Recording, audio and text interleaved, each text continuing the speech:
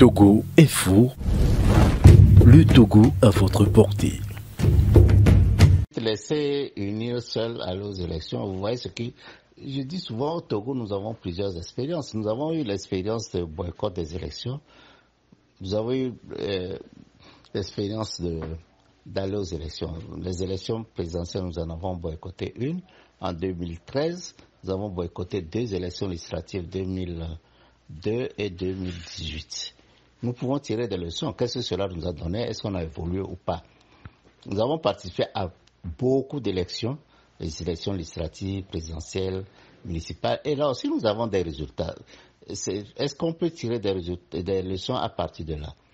Mais quels que soient les cas, lorsqu'on laisse le parti uni aller aux élections, nous le laissons la voie libre et peut faire ce qu'il veut.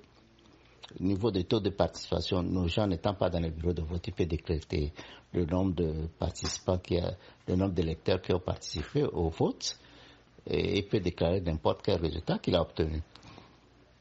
Donc il a libre champ et il détient toutes les institutions. Bon, est-ce que les élections vont nous permettre d'avoir des contre-pouvoirs assez puissants, d'avoir un peu de pouvoir assez puissant? Ça dépend de notre organisation. Dans la mesure où nous savons a priori que la population veut le changement, ben c'est à nous de voir comment on peut organiser cette population pour obtenir ce changement.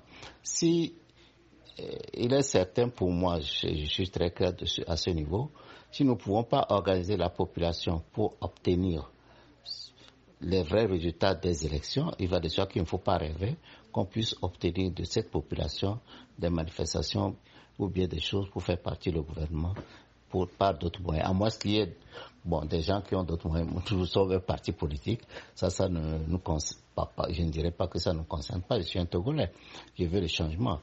Mais les autres voies violentes, vous savez qu'a dit pour le principe de la non-violence, mais la non-violence, ça ne veut pas dire accepter tout ce que l'autre fait. La non-violence aussi veut dire lutter pour ce qu'on croit et lutter pour que ce soit appliqué. Mais maintenant, nous sommes amorphes, nous ne faisons rien. Il va de soi que si nous demeurons dans cet environnement, dans ce comportement, il va de soi que les élections ne donneront rien.